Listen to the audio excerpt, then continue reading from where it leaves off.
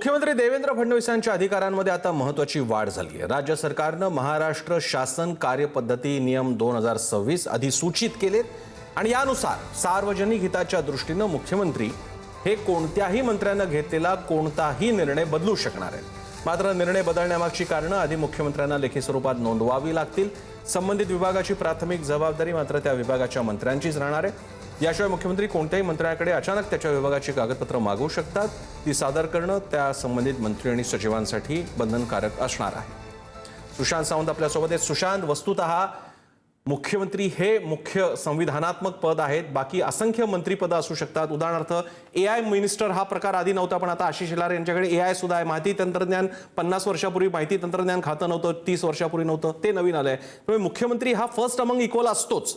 मात्र आता हे नवीन सूचना जी जारी करण्यात आलेली आहे त्याचे कसे परिणाम बघायला मिळतील? हा अधिक कंट्रोल घट्ट करण्याचा ठरेल का? प्रशासनावरती अधिक पकड येणार आहे का फडणवीसांची?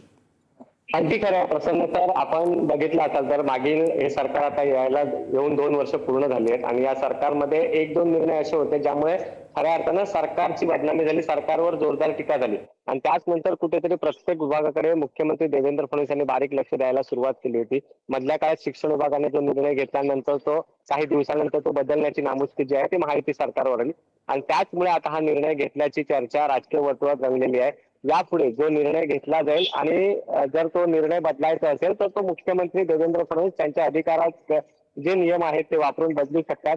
अर्थात यामागे काही प्रमुख कारण आहेत। त्याची प्रमुख कारण हीच आहेत, एखादा निर्णय एखादा मंत्री घेतो किंवा एखादा विभाग एखादा निर्णय घेतो, मात्र त्याचे संपूर्ण परिणाम जे आहेत ते चांगले किंवा वाईट परिणाम हे संपूर्ण मंत्रिमंडळ किंवा सरकारवर असतात आणि याचमुळे या सगळ्या गोष्टींवर वचक राहावं यासाठी आज खरं तर परिपत्रक काढण्यात आलं आणि त्या परिपत्रकात म्हटलंय की समाज हिताचे जे निर्णय असतील ते निर्णय घ्यायचा अधिकार सर्वस्वी मुख्यमंत्री देवेंद्र फडणवीसांचे असतील।